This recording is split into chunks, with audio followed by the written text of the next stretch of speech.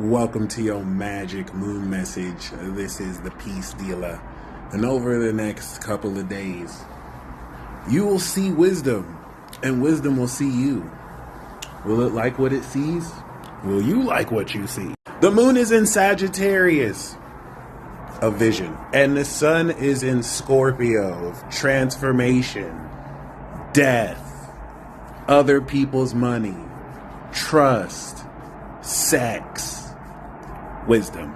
Now we know Scorpio is the opposition of Taurus, which is going to be your money or your value, your possessions, your natural grounded quality through your five senses. So everything we established 6 months ago is not only breaking through now, but we are starting this season off with the 270 degree closing square angle to Pluto, 1 degree Aquarius.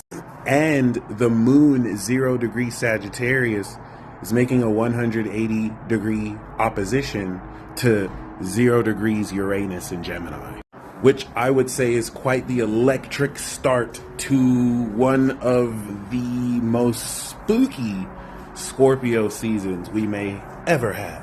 I say spooky because Neptune, the ruler of ghosts, imagination in the astral realm, has retrograded 29 degrees back into Pisces. It's mainly going to be spooky because now with Saturn there's a whole lot of accountability that's going to haunt many people relative to what they believed in the past and, well, what that looks like now, myself included. Everyone's going to have to take accountability. It's just some people are going to actually take it, and the others.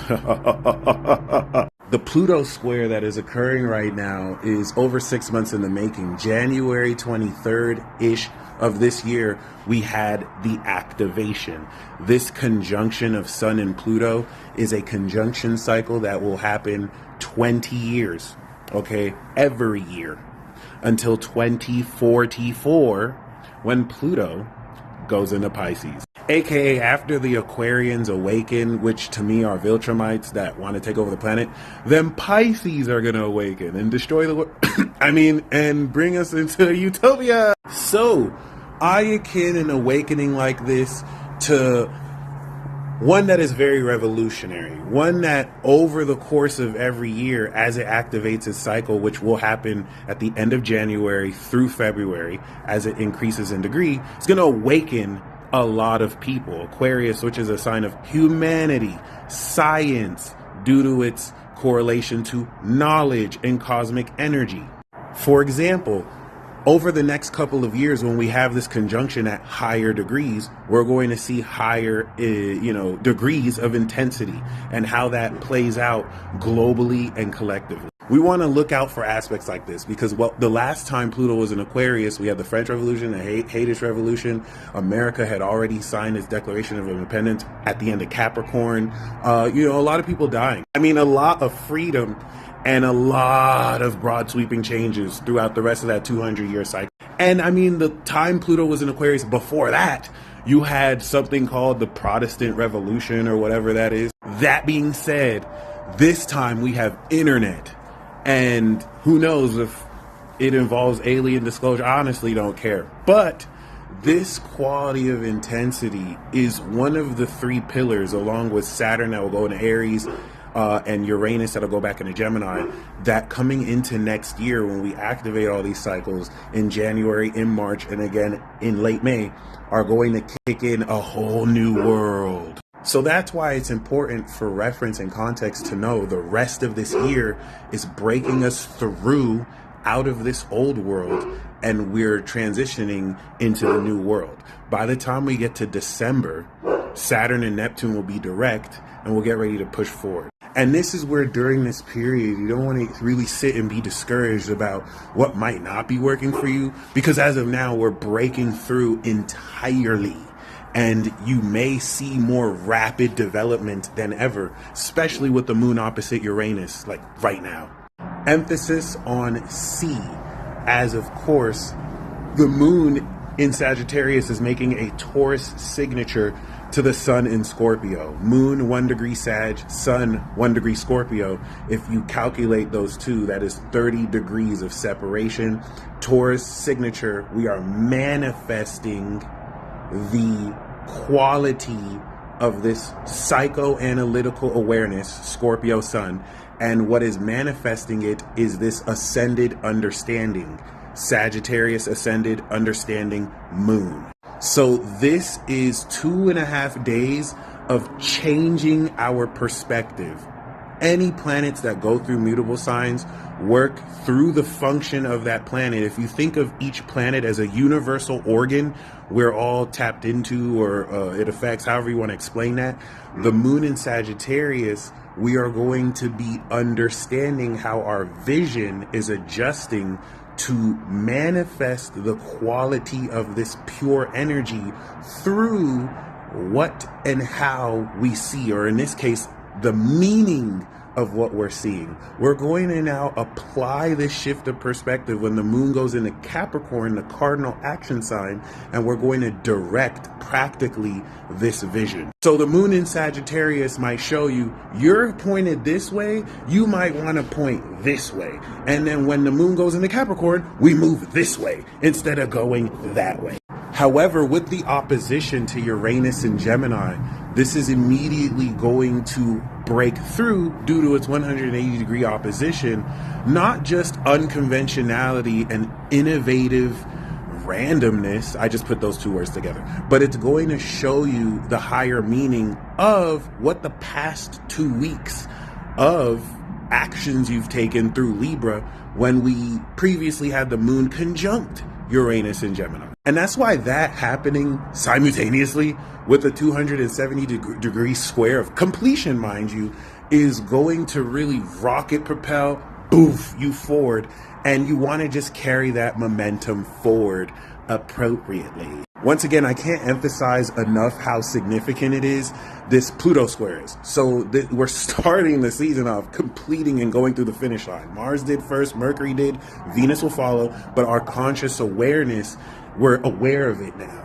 And this is going to be like an accomplishment. Over the rest of the 30 days, we'll be intensifying this completion. Sagittarius season will show us the rewards. And mind you, we will do this over and over again for the next 19 years until 2044. So I want to take a more extreme, fantastical, supernatural perspective of this. Let's assume that this yearly aspect has awakened the first of 20 rounds of supernatural abilities within you. And now Scorpio with the sun is transforming your awareness of these dynamics. So when we have the subsequent new moon in a month from now, opposite Uranus and Taurus, we'll be manifesting the unconventionality of this development through our awareness. And yes, this is going to sound increasingly sci-fi. I'm going to make sure it does. As of now, Mercury and Mars at the end of Scorpio, not the constellation. Right now, the sun is in the constellation of Libra. But we know constellations are not zodiac signs. Constellations are visible star groupings. Zodiac signs are imaginary spaces due to mathematical divisions. I know we don't like math, but they're not demons. I promise you, it's not demons. Mercury and Mars at the end of Scorpio are getting ready to trine Neptune and Saturn to make sure this depth of psychoanalysis that our brains are processing and the actions we're taking in our dealings with others and how we're being trusted with our value and other people's value align directly to our system of beliefs. And with Neptune, how we're actively transcending these beliefs so you're still not dreaming small. Please, at this critical stage, do not be afraid to dream bigger than you are and to, at the very least, believe in yourself. You will be, of course, experiencing with the moon in Sagittarius, visible breakthrough. All right. And this is just meant to adjust and adapt, not to really just flounder at all. At the moment that you see things breaking through better in your favor, we still have a place to take all of this. So really take the next 2 days understanding the value of what is activating and where you're going to quickly take that when the moon goes into Capricorn. But with the analogy I said before, if we're going to treat this completion as the first round of you completing the awakening of the first round of this collective supernatural awakening and quality, I think you're going to feel it. You're going to start to see signs of this. And unlike next year where we appropriately really begin this cycle and you're really going to push forward with it, what makes me say you're going to push forward is when we're by this time next year and we've gone through the next go around, Saturn is in Aries, cardinal, right? We're activating a whole new world cycle. But this year we're closing out the old world cycle. Neptune and Saturn is still in the fog of Pisces. And especially with the moon that will square Neptune and Saturn in another day and a half, you can get caught up in how newer situations are conflicting with old previous beliefs. It's not going to be like next year where you've released those beliefs and we're on the next. GTA 6 hasn't come out yet, okay? So we can't make plans off of a game that hasn't come out. I feel like GTA 6 is like a huge analogy for 2026. It's crazy. 6, lover's card, you get to play as lover. It's ridiculous. But that being said, if you're ready to see the life, you're ready to see Sagittarius into wisdom, Scorpio, this is going to be a really good transit to show you what at this point you have harvested. And that's where you want to be okay with certain things not necessarily going the way you expected or looking the way you expected, because in a short 30 days, you're going to transform these situations and change your trajectory to prepare for Sagittarius and Capricorn season to close the year out. We also want to take into account Venus that is in Libra, polishing the social actions or really just the actions you've taken over the past 30 days through Libra season, which is going to add more charm and also more potency to what actions you are taking towards others and how you can spice it up. You know what I'm saying? You can add that beautiful touch to it. Once again, with that Pluto square to the sun, this will intensify current issues socially and globally. And you don't necessarily want to give in to any initial fear that arises versus seeing this as just a necessary step forward, hopefully not backwards.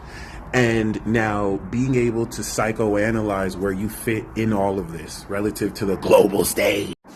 However, I do want to revisit the moon square, okay? When the moon begins to square Neptune and Saturn, the only thing that I say be careful about with moon and Sagittarius squares to Pisces is that people be lying.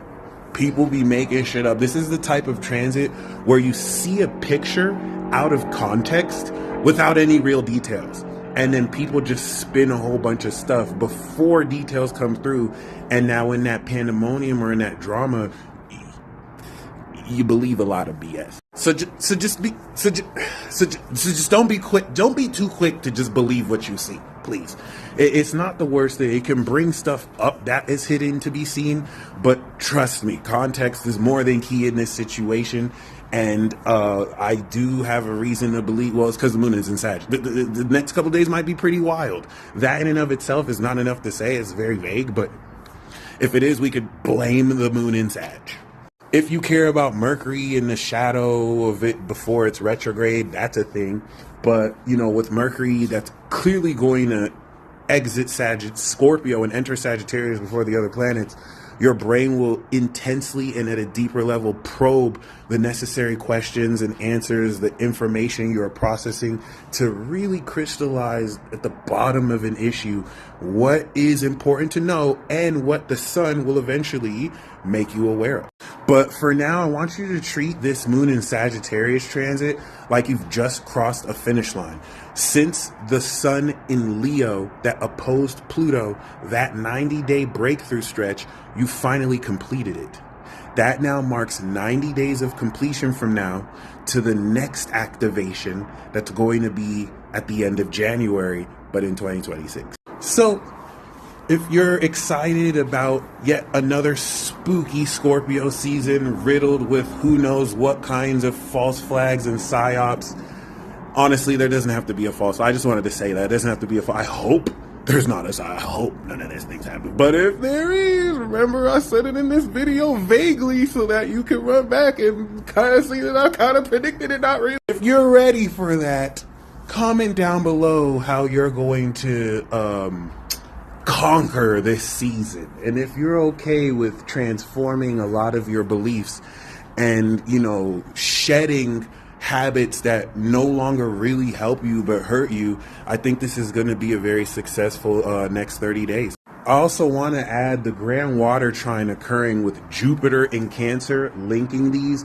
are going to create greater synergy and liquidity flow that, you know, can help a lot of you in terms of career, can really just help to liquidate and make more smooth these transitions, so you feel like things are actually in motion, and you will have the depth of strategy to real time transform or shift what it is you want to do, as the moon in Sag will be showing you what all this looks like. That being said, above all, as it gets darker, and it's literally getting darker, we're coming into the winter solstice where we'll have more night than day, but, you know, as you know, there's more dark than light.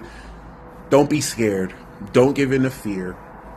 Understand you believing in yourself is preparing you for this period and moving forward. Okay, remember, in everybody is a universe, and I will always say you never need anything outside yourself. Just be. You don't have to do anything to do that. You don't have to trick yourself to believe you have to be more productive than you are, but you don't have to be too lazy and do nothing either. If you could be inspired with action, but you don't have to do anything to come into what has already been written for you before birth. I will see you in the next video, and until next time, peace.